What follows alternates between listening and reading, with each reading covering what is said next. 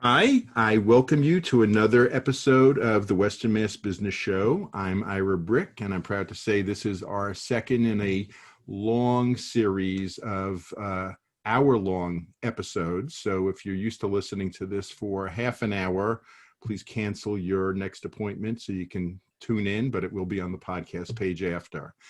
So today I have two people that I've known for years. They are not from Western Mass, but I call on them for their expertise in family business.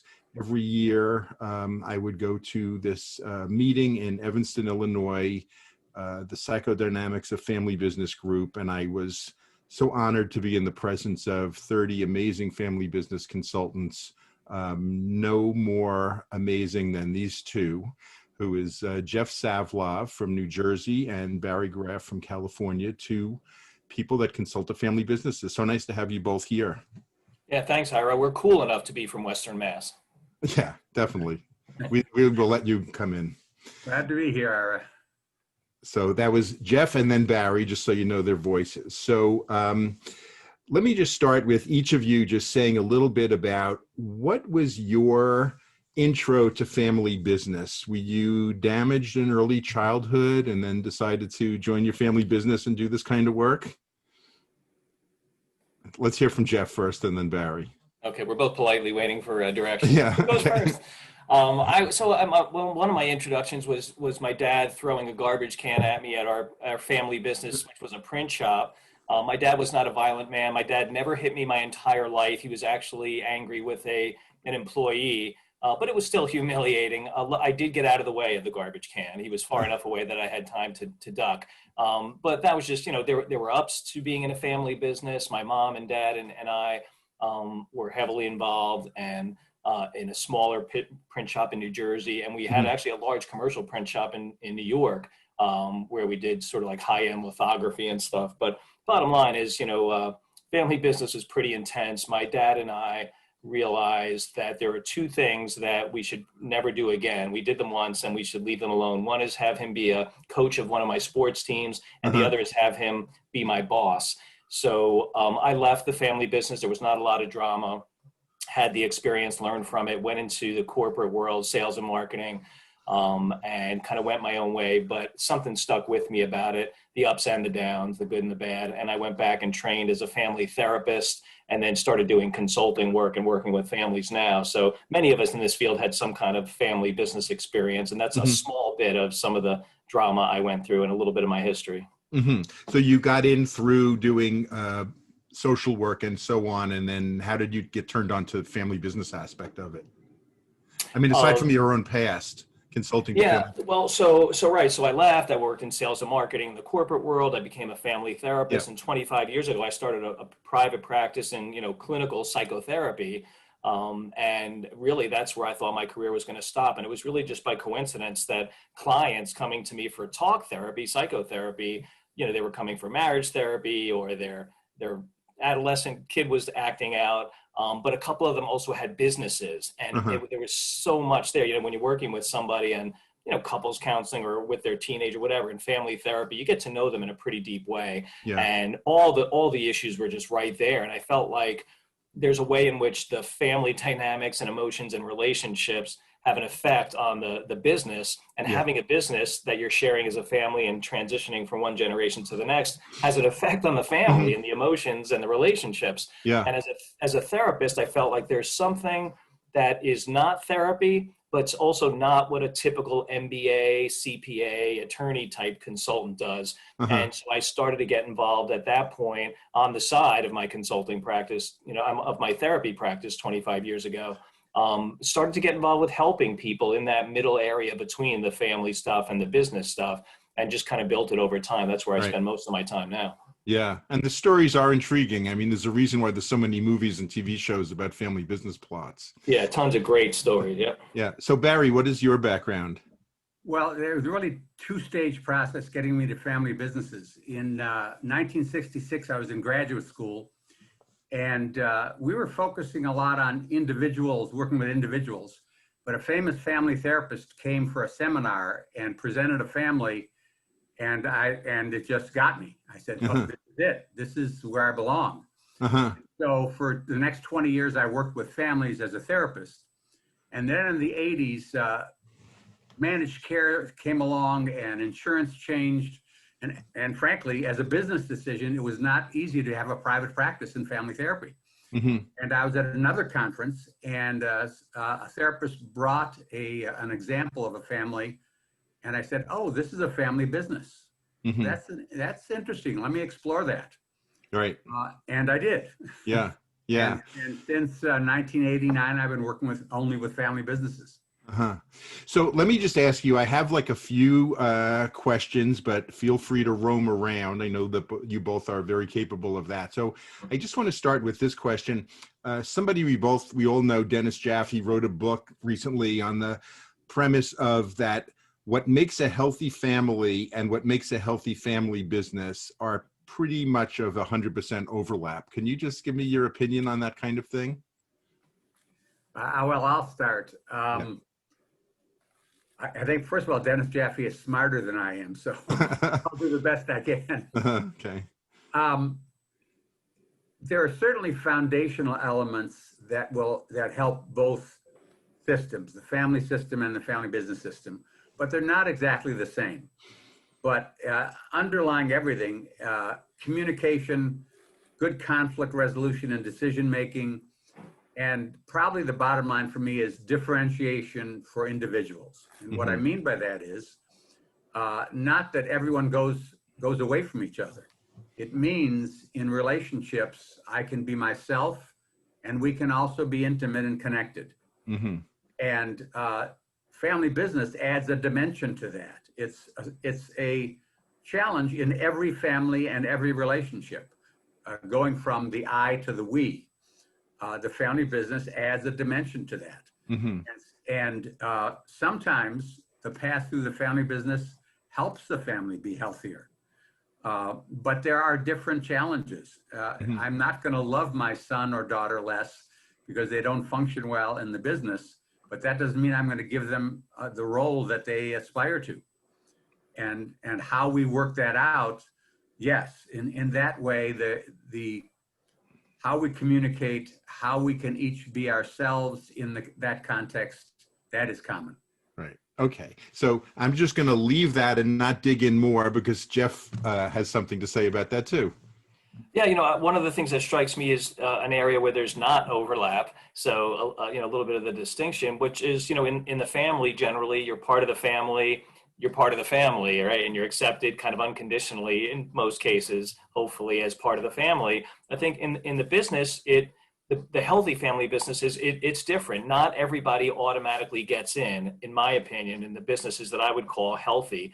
And if they do get in, it's because of what they have to offer. So I think the family businesses that get into trouble, okay, we're all part of the family and we overlap, like sort of, I'm not sure if this is what Dennis is saying, but the families that get into trouble say we're all part of the family and now we're all going to be part of the business, and regardless of what you have to contribute, you're all getting in, you're all getting paid the same, you're all going to get a nice high level executive position and salary, and a lot of trouble comes from that. So one of the areas where maybe there's not so much overlap of family and business, and the family businesses that I would say are healthy, is that they really think about who gets involved and in what position and what kind of compensation, and they're thoughtful about it.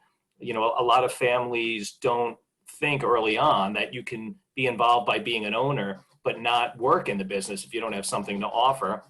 And there are also family businesses that say, you know what, if you're not working in the business, you shouldn't have ownership. And some family businesses say, hey, only if you work here can you own. And some of those choice points can be a tension between the healthy family and the healthy business. But I think the healthy families can understand we're doing what's best for the business and can accept that maybe not everybody gets in, or not everybody can have an executive position, or some people own but don't work there, other people own and work there.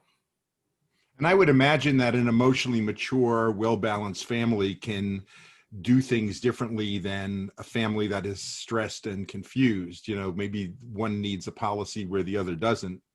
Yeah. What are those things look like to you, of policies that will reign in an unhealthy family, et cetera? Can a policy reign in an unhealthy family? It can. In the best of circumstances, adding a policy or a structure helps people do better. If they get there beyond their own personal challenges. And so, for example, in meetings, we have a set of ground rules. One of the ground rules is listen for understanding, not for agreement. And all of us in our lives don't always do that. Right. But when it's an official meeting, when that's on a board in front of everybody, it's easy to go back to that. Even though when we get to Thanksgiving dinner, we're not going to follow that guideline. Mm-hmm. So I think structures and policies help a lot. Right. I think role definitions help a lot because it differentiates. No, you're not my brother or sister. You're the head of sales. I'm the head of manufacturing, and we got to figure that out, no matter how we feel about each other. Yeah. No, I have just to finesse the question a little bit for you, Jeff. I have found that families that can't follow those simple ground rules that you set up, or who can't role play, can't do a little role reversal, they are kind of doomed. Yeah, no, there's something to that. Being able to be playful, being able to be self-reflective, being able to have, sort of have process, to your decision making around the family and the business. There's a great article if you Google, and this kind of dovetails with what Barry was saying, sort of about ground rules, general expectations. If you Google Harvard Business Review fair process, the first hit will be this amazing article, which is so good for family businesses. And it basically has to do with the importance of hearing each other out. The fair process research, which is in this, it's a short article. It's really worth reading. It basically says that if you don't get what you want, but you feel like people really listen to what you have to say, you will be more satisfied than if you get what you want and nobody really listened to what you had to say. It is so important to people to feel like they are heard and that someone listened with respect, that even if you don't get what you want, you're likely to be more happy. And I think that is such a crucial piece of research and a great article for family businesses, the importance of hearing each other out, because there's so many times where people have different choice points, different decisions, different visions of where things should go. If the best you can do sometimes is hear everybody out and then make a decision that's going to piss off some of those people. But at least if you heard them, there's less likely to be problems. And that not every family can do that. Yeah. Well, I mean, fair process is kind of dependent on transparency and honesty, which are not everybody's tools. Yeah. I was just reading an old family therapy book of mine yesterday, just browsing through it. And one of the quotes was, "The surest way to unhappiness is getting what you want." Right. That's great. Well, maybe you're always asking for too much, knowing you're going to get half of it. Now you get twice of what you don't want. So let me just ask you, the phone rings and it's somebody from a family business asking you for help. Is it the person with the checkbook or the person who feels robbed? Who is it that calls you, and then how do you get in? Yeah, you want to take it first, Barry? Sure. There's a range. More often than not, in recent years, it's been someone from the younger generation. But I don't know why this is, but they're doing it with the knowledge and permission of the older generation. They're not going behind the older generation's back. It's just they're the ones who are more comfortable, or they've talked to a professional advisor who's given them my name. So it starts there. But my way of seeing things is always the whole family's on the phone, even if only one person's on the phone. And they may or may not be representing them well, but in some way or other, I get a sense of, yes, this person's talking to me, but how they're presenting it very much portrays who the family is. Okay. So let me ask Jeff I'm sorry, Barry. No, go ahead. Well, I have a thought. Can I just add to that? Yes. And then you can push me in any direction. Yes. That I agree. No matter who's on the phone, the family's on the phone. Only I try to get the family on the phone. Most people are reaching out by email, not by phone nowadays. So I respond and, to more or less saying, "Hey, great to hear from you. Can you tell me a little bit about this situation?"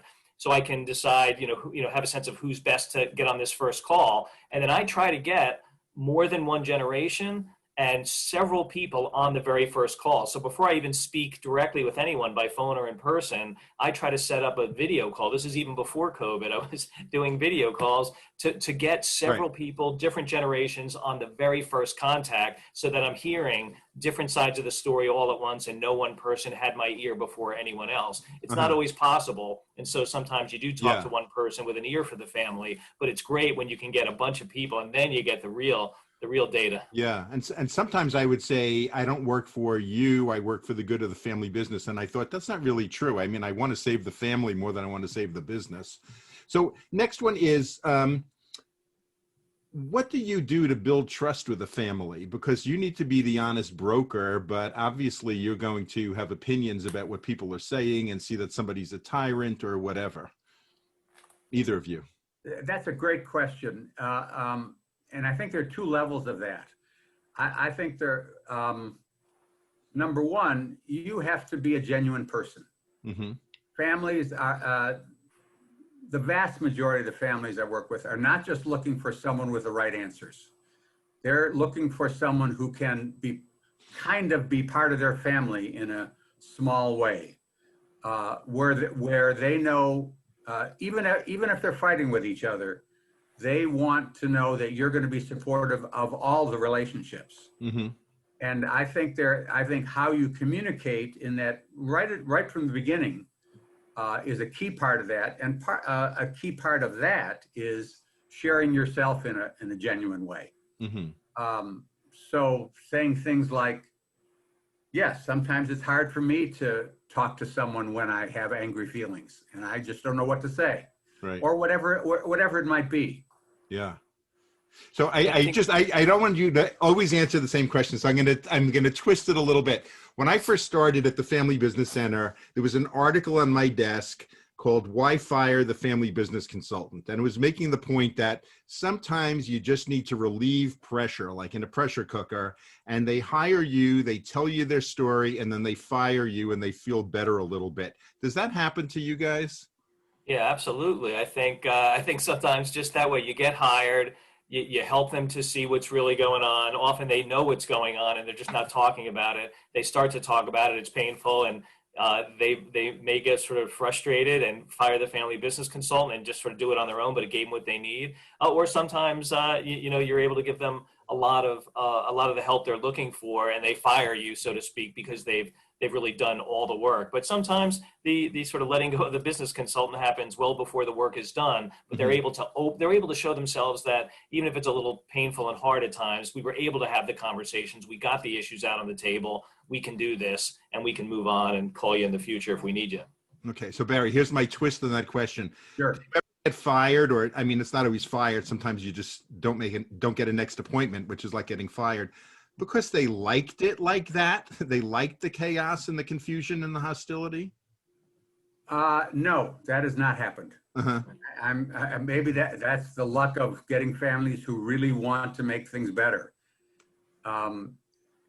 I think I'm a big systems person, which means I see it all connected. The business, every member of the family, even spouses who will never work in the business.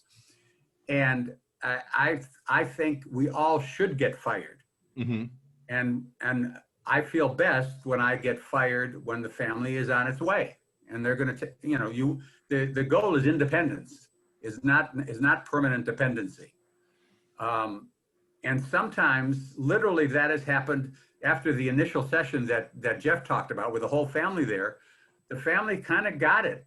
And that was the end because something had shifted. Mm-hmm. There's a consultation where you shift the family 1 degree to the right, but then they're on the road and you start 1 degree to the right and you'll be 90 degrees to the right eventually. Mm-hmm. And there are other families, you got to go one step at a time. And then when they feel safe in that new direction, then they say, all right, we're back to us. And you have had some clients for decades, right? I mean, I had one client that I facilitated a board meeting twice a year for 20 years. Uh-huh. And after about 15 years, I kept saying to them, you don't need me anymore. You'll be fine. You're doing great.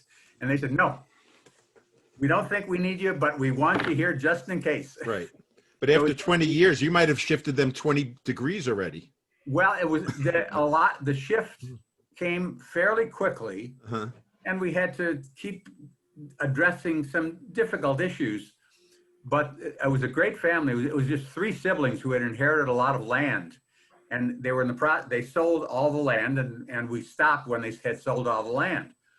But very early in the process, they started making decisions, and they never made a decision that was not a consensus. 20 years, there was never a 2-to-1 vote, and so that to me felt like, okay, we got it.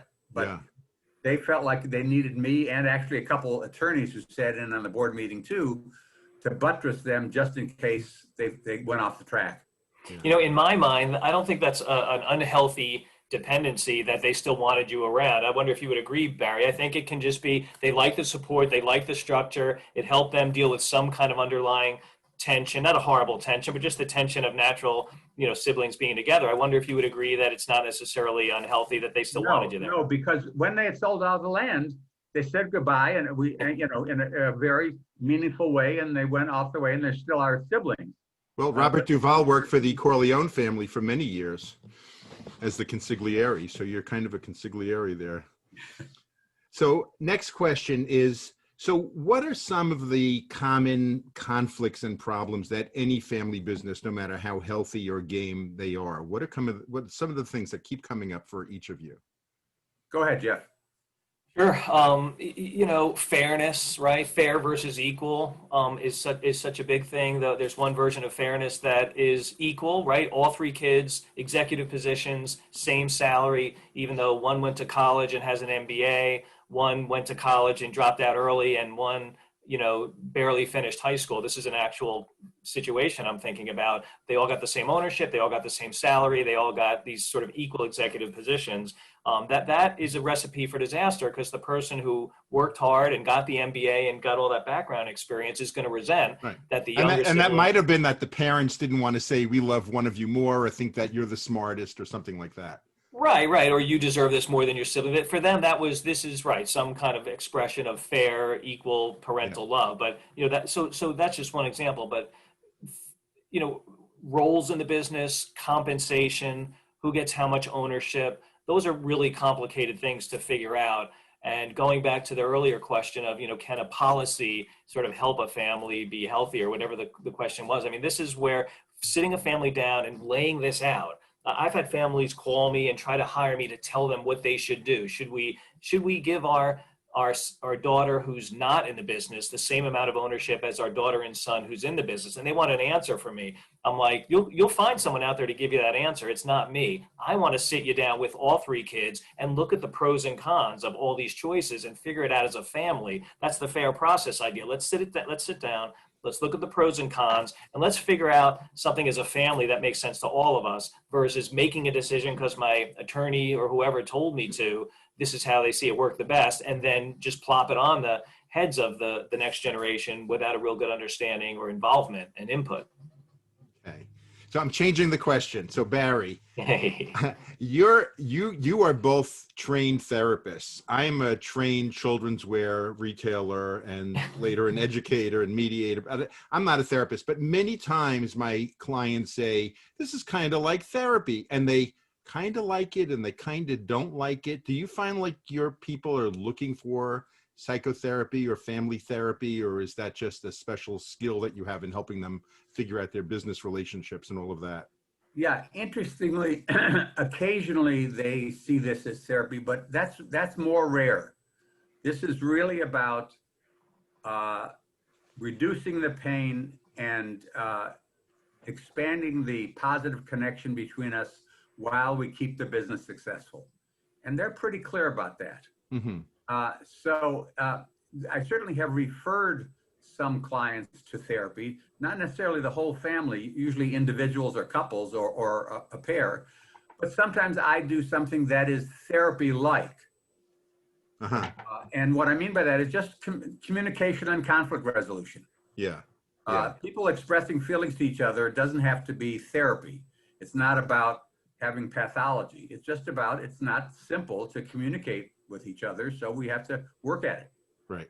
Can I share an add-on to that? Yes. I know you don't want us both doing the same question, but I'll make it quick. So just Tuesday, Barry and I were on a call for the psychodynamics of family business. And one of the major issues was, since most people in that group are trained clinicians who also do this family business consulting, and we were really talking about how often families know we have this other background or this other hat and secretly want therapy, and they're just going through the consulting route because it seems sort of an easier way. So it's certainly something I've run across, and I think other people on the call have been there, where people sort of push the boundaries because they don't want to say they want therapy, but they're kind of hoping that's the way it goes. And when I'm in that situation, I never do both. I'm clear, if I'm coming in as a consultant, I'm a consultant. If you need a therapist, I will make that referral, and you can get it from a therapist. Right. Okay. That's great. So we are halfway through. Again, I'm retraining you, my dear audience, to stay with me for the whole hour. Please listen to our sponsors and stay tuned for the next half of the Family Business Show, the Western Mass Business Show, rather. And we'll be back right after this.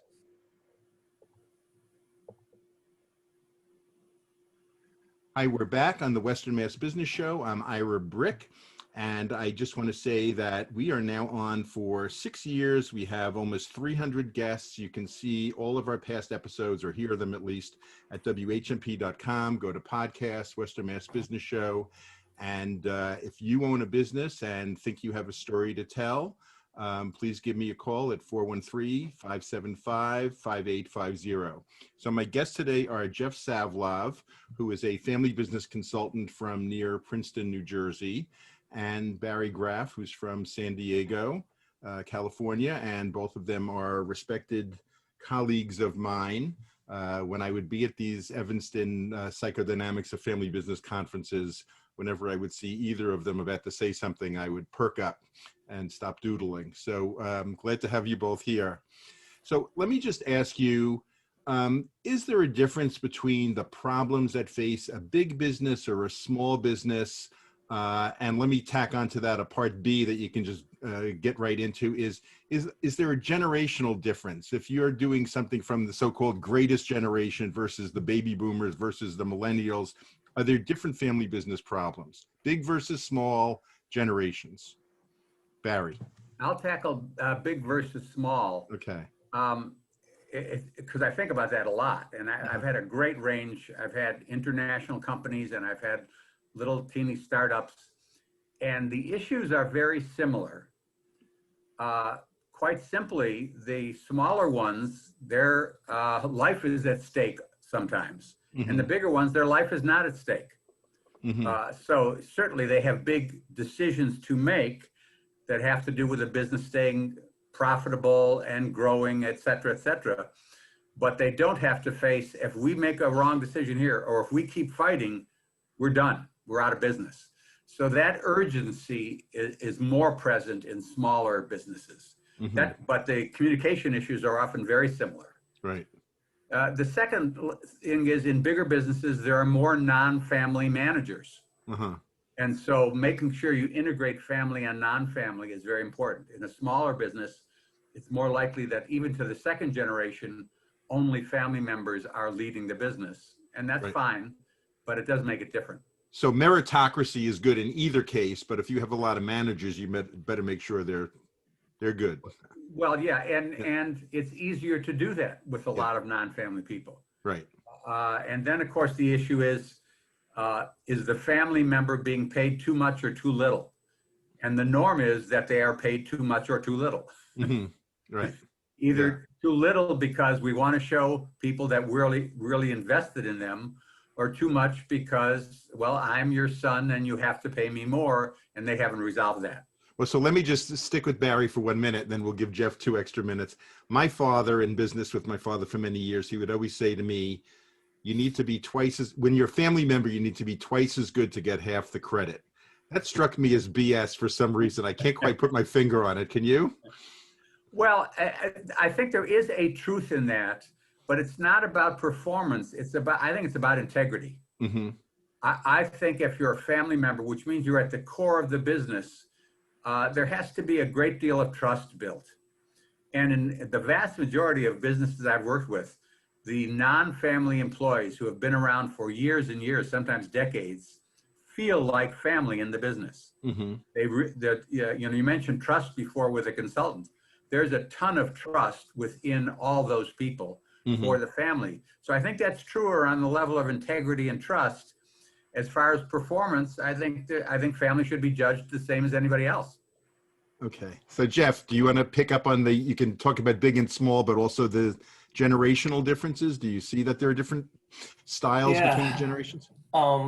There's, in terms of what Barry said about, the bigger ones typically have non-family managers. That's almost always the case. When something gets really, really big, you just can't have enough offspring that have those competencies, right? Just because you might be an entrepreneur that started something doesn't mean your genetics are going to transition to your kids and they're all going to be great CEOs. So you really have to, include non-family people who have skill sets that you need. A great example of not doing that is Forever 21, the retailer. There's a good article in the New York Times, maybe a year ago, I forget, but it's searchable. And it's a story of how they just would not incorporate non-family high-level executives, and the family just didn't have, they never did.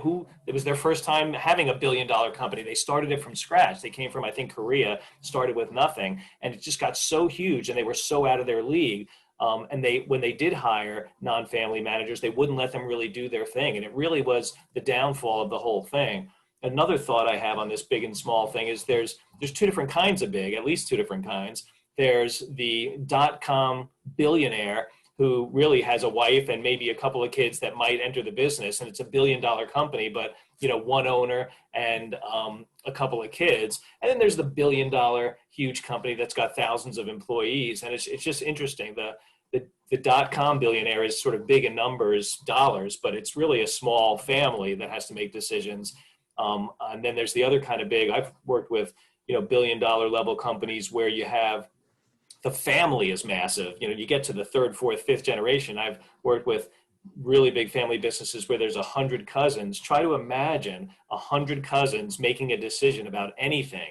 And if you don't have, real governance, representative governance, where like a small group of 8 people is assigned certain tasks and they'll communicate with the larger group. If you don't do that, it's bound to like self-destruct, because I don't even get along with half my cousins. I can't imagine, or even know them really well. I can't imagine owning a business with them, let alone 100 of my closest cousins.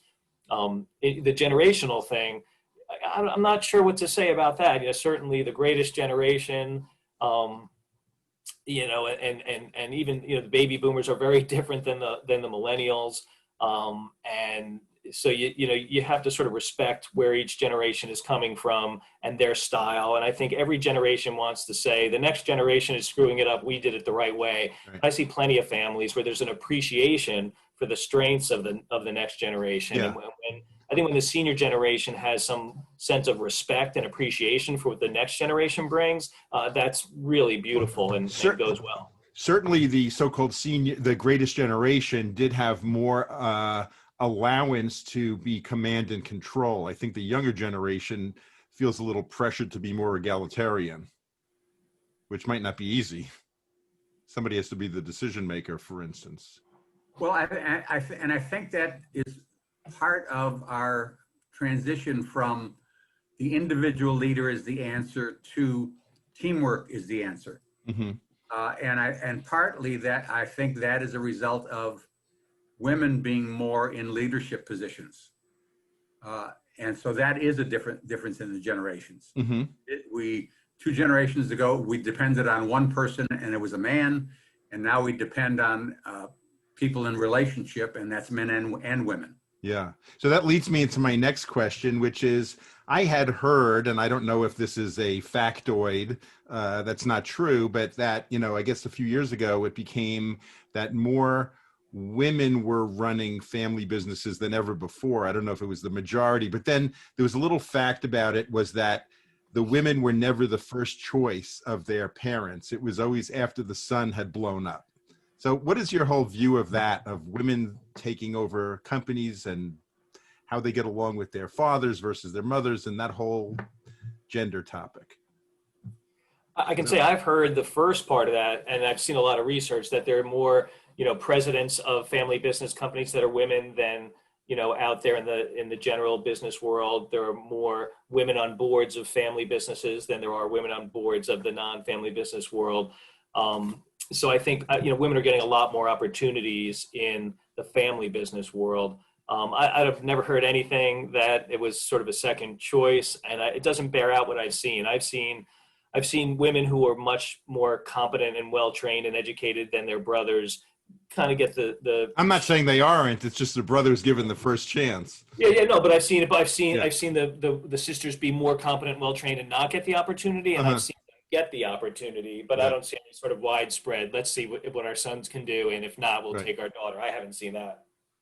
And I would add on to that before Barry comments is, I know there's one psychologist years ago that was saying that fathers and daughters get along a lot better, and mothers and sons, cross-gender, has an advantage. I'm just wondering what else you want to say about that or any other gender thing. Well, I have not seen sons fail so that daughters can take over. I have seen a progression, and partly this depends on the part of the country it's from, with women just being seen as they're equal, and whoever has skills, whoever has the motivation, let's look at it. If they all do, or if they both do, then how can they work together? Is it an issue for the son working for his sister? Then let's talk about that. But we're still going to choose the sister because she's the right person for the job. So I've seen more of that, but not everywhere. Yeah, and I would agree, part of the country and also part of the world, it gets really different, this stuff. So, traditional parts of the world, it's, firstborn male all the way. Right. So there was there's Yvonne Landsberg is one of the good thinkers of family business, and he had something about office of the president and co-leadership, and he was saying that 2/3 of the time it will fail because they lack the all for one and one for all. What do you have to say about that? I have a strong comment. I'm sorry, Barry, did you want to say something? Yeah. No, go ahead. Just, I say how often with the family clients that I work with that, this is a team sport. When it's done well, it's a team sport. If you really like, running marathons where you're all in your head for those couple of hours, or singles tennis where it's just you against an opponent and you're the only person on your team, that's not really the family business mindset. That might be an entrepreneurial mindset. But family business, it's like a football team or a soccer team or a hockey team. It's a real team sport. There's interdependence. You have to, when you see a really good championship team in any sport, a team sport, inevitably they're talking about how everyone knows their role. They pitch in however they can. It's all for the greater good. And I think the families I work with, where the families are sort of healthy and happy and thriving, and so are the businesses, they have that attitude of, how can we contribute for the greater good? And I think when it's more of a singles tennis mentality, it just doesn't work so well. What were you going to say, Barry? Well, I certainly am a similar mind, but I also think it's a naive way of looking at power. Because one person owns 100% and is the CEO and is chairman of the board, it's easy to say he has all the power. I don't think that's ever true. Not in families. I think in non-family corporations it may be true.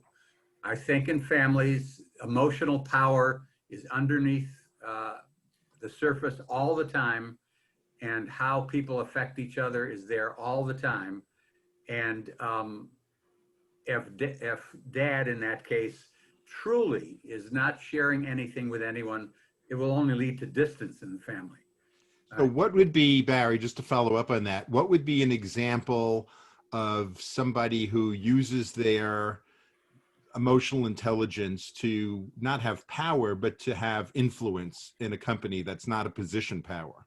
Well, let me actually answer it from the other side, which is the person who's the leader. The leader really listens and is impacted by what they see. Now, that doesn't mean they always do what even the majority of the rest of the family wants. But as Jeff said earlier, the rest of the family feels like they were listened to, they were understood. It's impacted dad's thinking.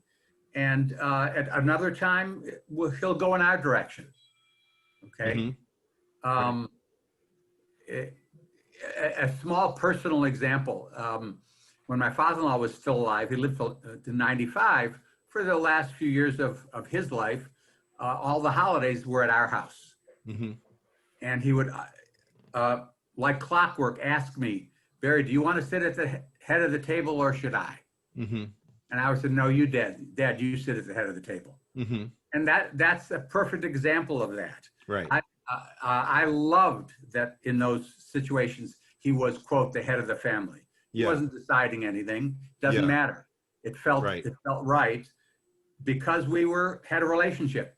Well, and so one way I would kind of categorize that is that family has more of an abundant feeling and less of a scarcity feeling. Would Absolutely. you? Absolutely. Yeah. Okay.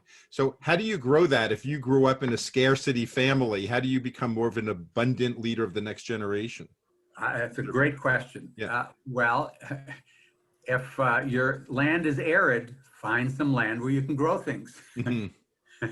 So it's your choice of the family your spouse and the family you build, the choice of advisors or therapists you work with, the people who are your friends.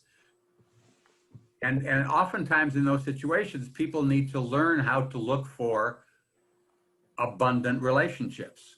So not be trapped by your so-called destiny of your family. I was born in an arid family and that's my fate. Right. And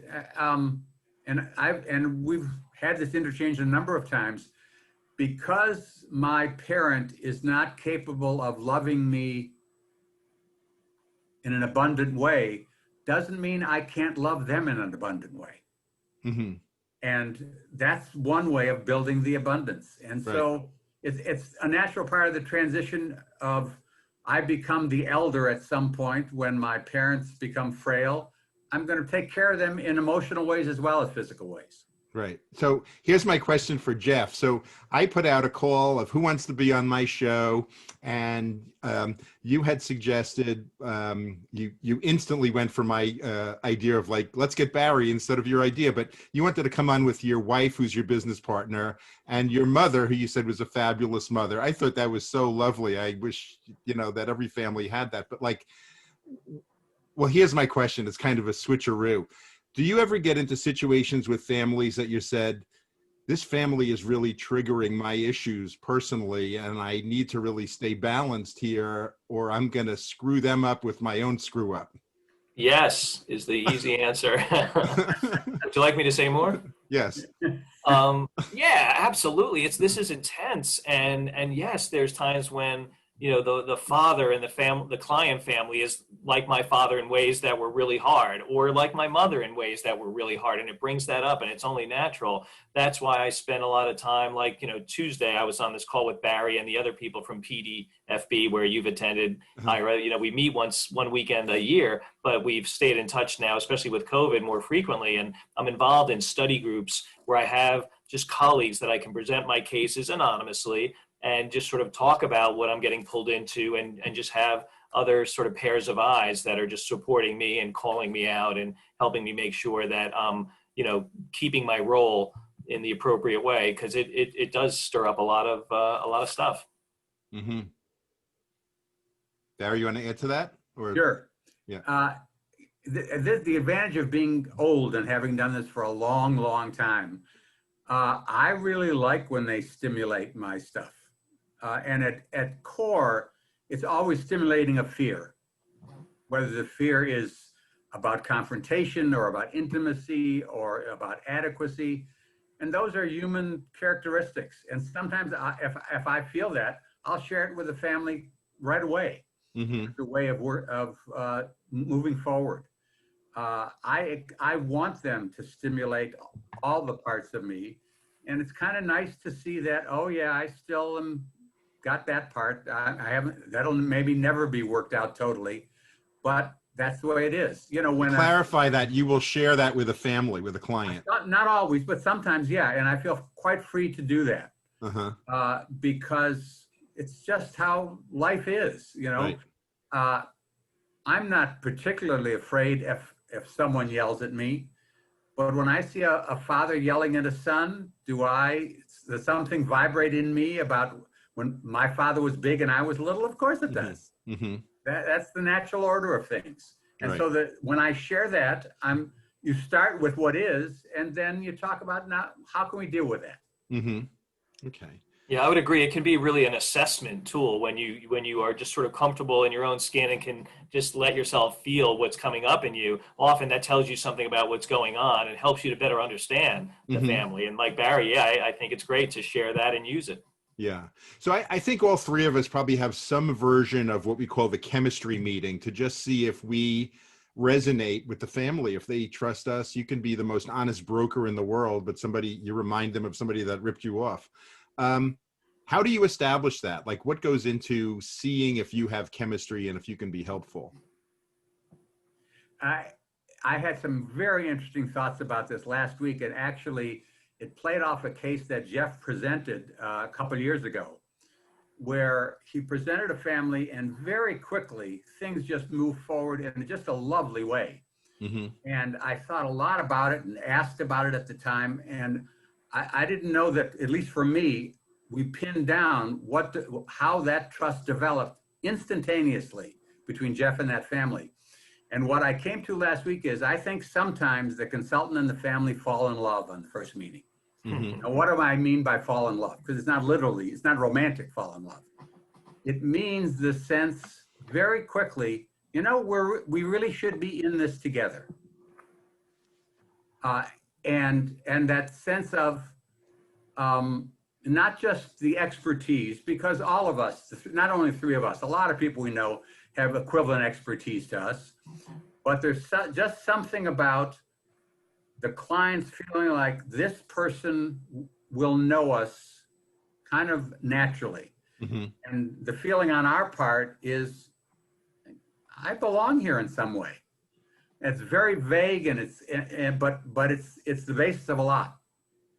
Well, then how do you not get drawn in? You're the consultant, but I consulted to a family once where they had a non-family CFO, and she said to me, my rule for myself is I go to funerals, but not to weddings. Right. It almost seemed like she knew what her obligation was, but she didn't want to step into the family circle. Yeah. I think about that differently than some people do. I want to be pulled in as long as I have the facility to get out as quickly as I want to. Mm-hmm. I want to be pulled in because I think when you're in the middle of it, you really understand how things work in the family. But she's correct. You also need to have that distance to be useful. And so for me, it's a matter of moving in and out of the family, sometimes on a moment-to-moment basis. And so when I'm in, it's like I may feel absolutely helpless to know how to do anything. And then I step out and I may say, while I was in there, I felt like a member of the family and I felt helpless to have any effect on anything. So what can we do to change that? Because I'm guessing all of you feel that too. Right.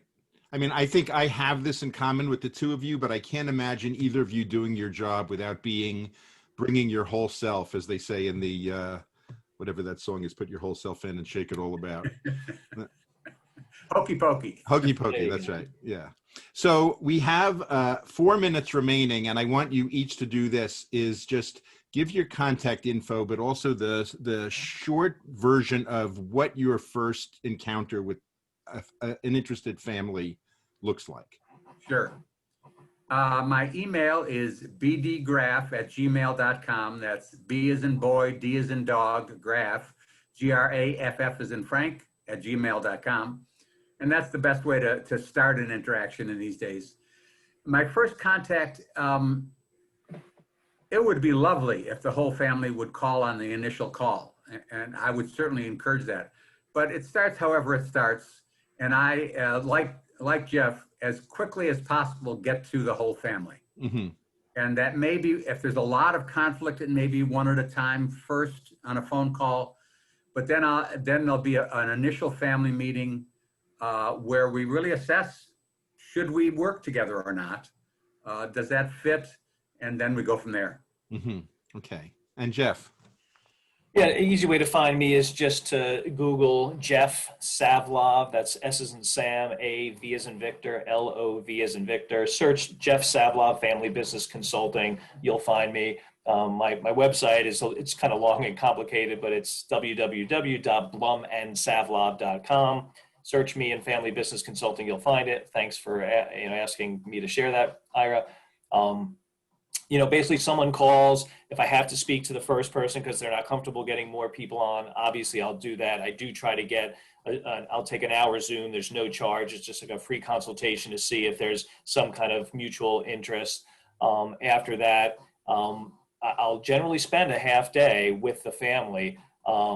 This is still before any formal proposal or engagement, but I'll spend a half day in different subgroups, get the family together, get different generations. And after the end of that half day, they really know me and how I work. I really have a sense of their situation.